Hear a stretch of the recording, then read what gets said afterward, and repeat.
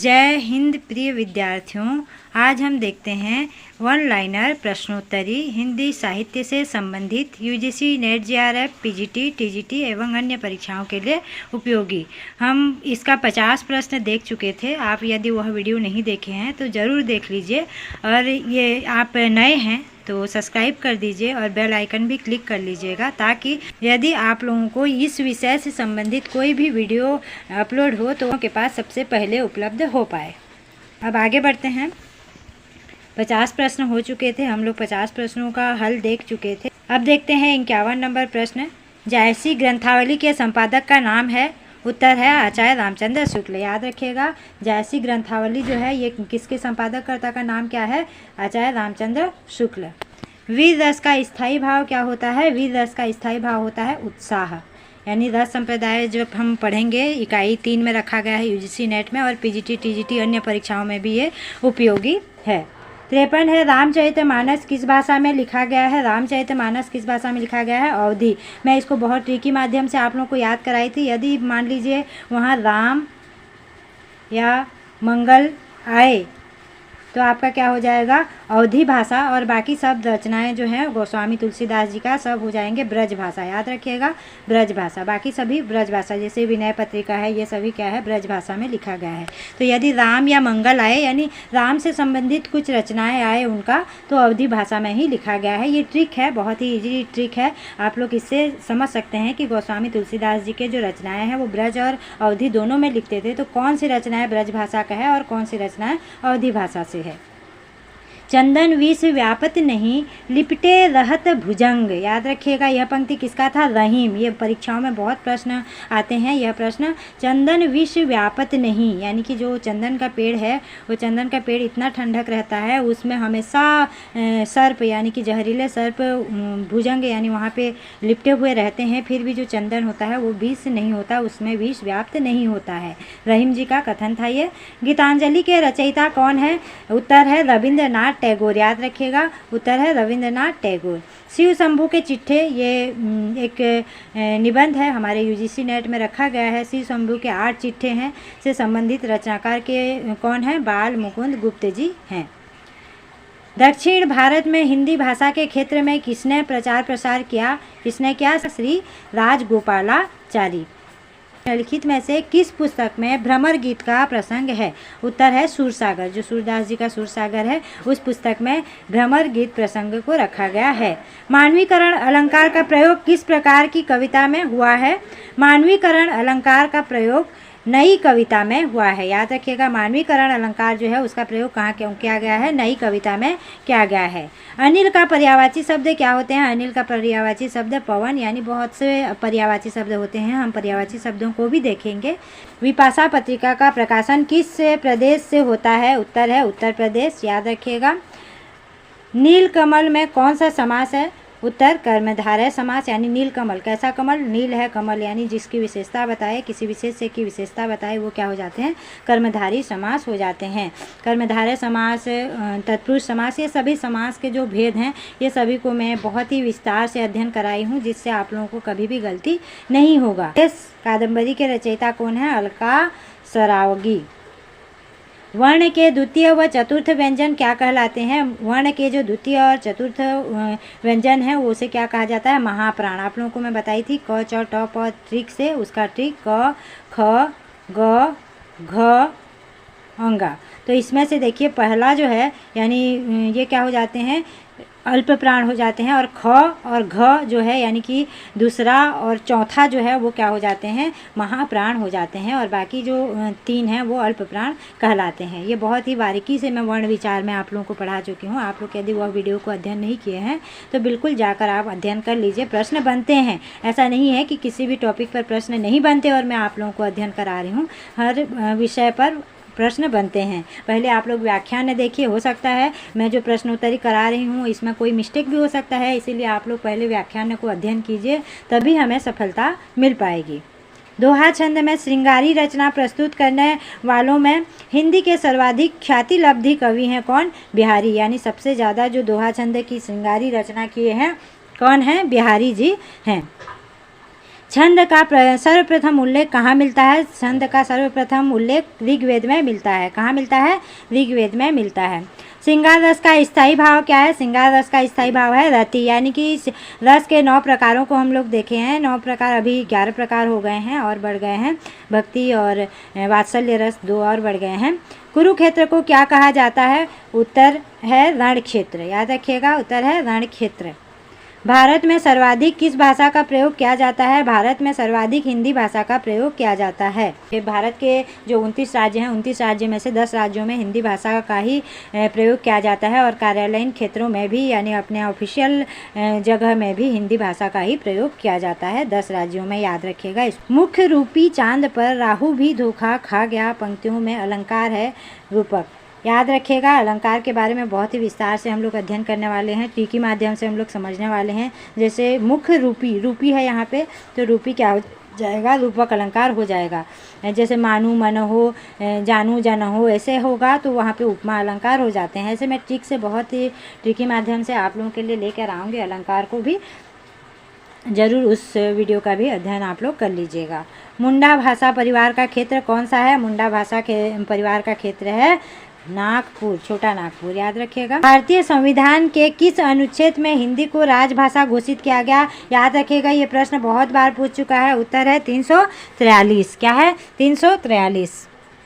एक भाषा दूसरी भाषा से क्या लेती है? शब्दावली। क्या लेती है? शब्दावली। ये मैं बहुत विस्तार से लेके आई हूँ। देवनागरी लिपि का जब मैं पढ़ा रही थी, हिंदी साहित्य का विकास पढ़ा रही थी, तब हिंदी का विकास के समय में मैं ये बहुत ही बारीकी से पढ़ाई हूँ। आप लोग उसको देख लीजिएगा। कठिन काव्य के प्रेत हैं, यह किस कवि के लिए कहा गया है? केशव दास के लिए कहा गया है। कठिन गद्य का प्रेत अज्ञेय जी को कहा गया है, याद रखिएगा। कठिन काव्य का प्रेत केशव, काव्य केशव, और कठिन गद्य का प्रयोग किसे कहा गया है? अज्ञेय, याद रखिएगा।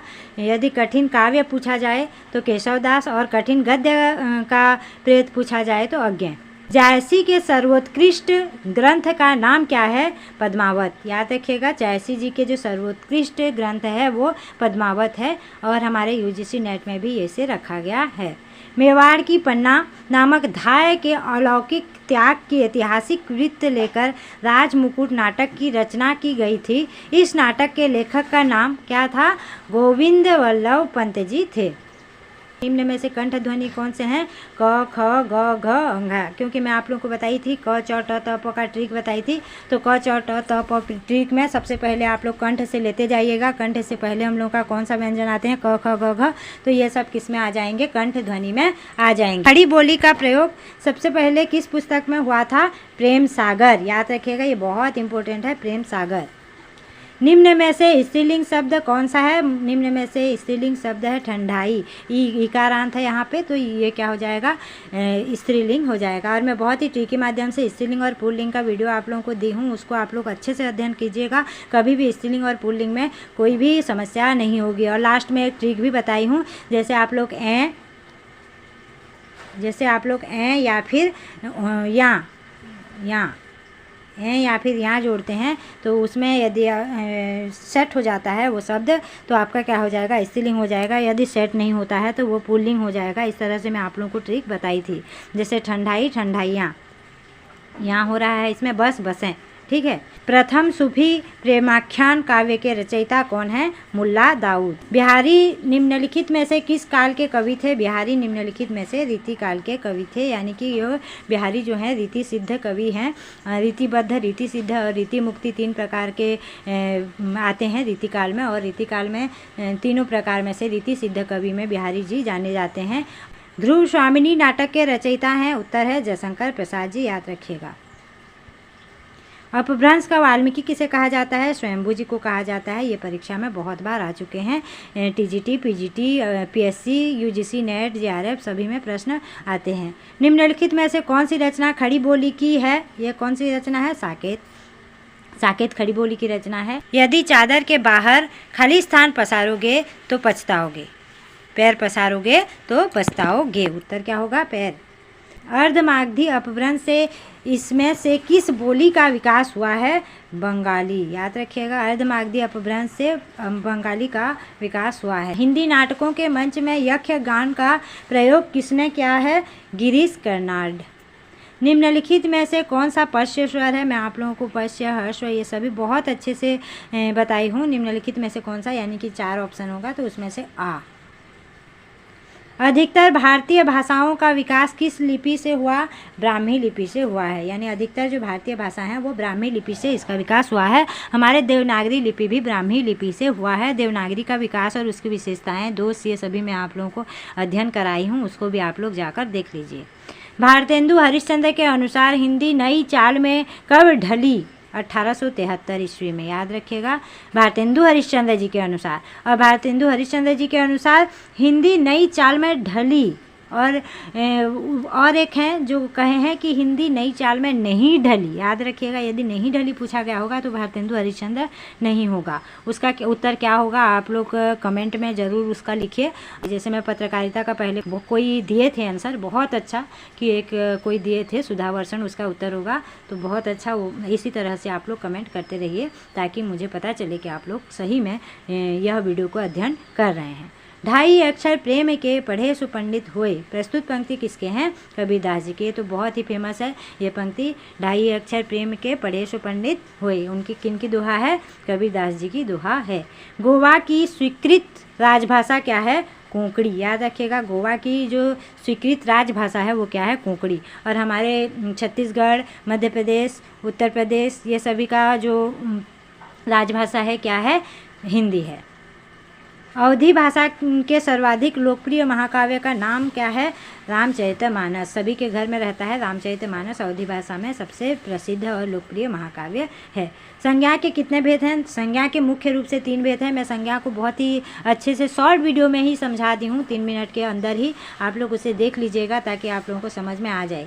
क्योंकि ये उत्पत्ति जब हुई, संज्ञा जब उत्पत्ति हुई, उत्पत्ति के आधार पर आपका 3 प्रकार है, व्युत्पत्ति के आधार पर भी 3 प्रकार है, लेकिन अर्थ और रचना के आधार पे 5 प्रकार माना जाता है। याद रखिएगा, अर्थ और रचना या गणना के आधार पे पूछ लिया जाए तो 5 प्रकार होगा। और यदि सिर्फ संज्ञा के मुख्य प्रकार पूछा जाए, संख्या के मुख्य भेद पूछा जाए तो 3 होगा। ध्यान रखिएगा, ये छत्तीसगढ़ शिक्षक भर्ती परीक्षा में यह प्रश्न आ चुका है। हृदय की वह कौन सी स्थायी दशा है जो सदाचार को प्रेरित करती है? वो क्या है? शील दशा। याद रखिएगा। राम भक्त कवि नहीं है? नरोत्तम दास। राम भक्त कवि कौन नहीं है? नरोत्तम दास नहीं है। जहाँ बिना कारण के कार्य का होना पाया जाए वहाँ कौन सा अलंकार होता है? विभावना। यानी कि जहाँ पे कारण नहीं है, कारण के कार्य का होना नहीं पता चल रहा है तो उसे क्या कहा जाता है? विभावना अलंकार कहा जाता है। अष्टछाप के कवियों में प्रथम नियुक्ति कीर्तनकार कवि कौन थे? सूरदास। याद रखिएगा, इनको उसके अष्टछाप कवि में से सबसे प्रमुख माना जाता है सूरदास जी को। कंचन तन धन बरन बर रहियो रंग मिली रंग, जानी जाति सुबास ही केसरी लाई अंग। उपर्युक्त पंक्तियाँ किसकी है? बिहारी जी के एक दोहे से है। आज इसी तरह से 50 प्रश्नों को ही देखते हैं जिस तरह से हम लोग प्रथम प्रश्न पत्र में देखे थे। तो अब अगले वीडियो में लाएंगे बाकी प्रश्नों को। मेरे प्रिय विद्यार्थियों को धन्यवाद।